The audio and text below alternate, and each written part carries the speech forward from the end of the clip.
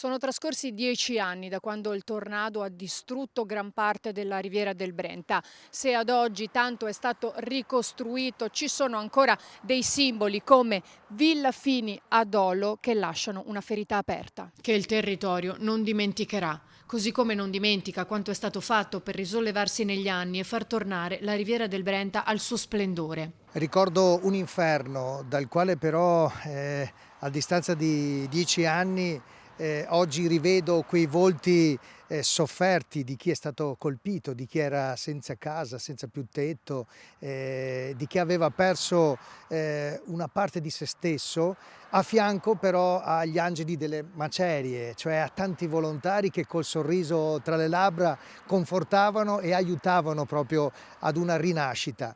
Ecco, oggi si può, tranne Villa Fini purtroppo, si può ammirare ciò che la popolazione ha fatto con l'aiuto della solidarietà di tantissimi. Oltre 30 euro.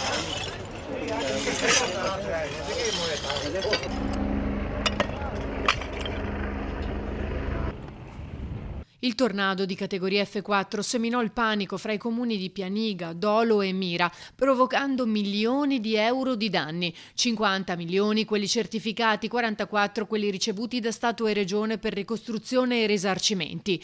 Decine i feriti e una vittima, Claudio Favaretto, di 63 anni, morto mentre era nella sua auto. Un evento mai visto in zona. Questo tornado ha visto una intensità mai registrata prima in Veneto, F4, oltre fino a 300 km all'ora.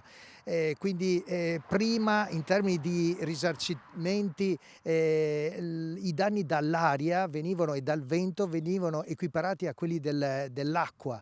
Ecco, grazie al modello Dolo, al nostro impegno anche verso il governo, verso i tecnici regionali, abbiamo ottenuto che questa equiparazione sia agganciata invece al terremoto, dove il risarcimento è ben di più del 20% dei danni e questo ha garantito, diremo così, un sollievo concreto verso chi aveva perso appunto la casa. Ma non solo, per le aziende, purtroppo non quelle agricole, abbiamo invece avuto sempre da parte del governo la possibilità di avere dei fondi di garanzia agganciati appunto a dei finanziamenti che hanno permesso anche in quel caso lì il rialzarsi anche dell'imprenditoria locale.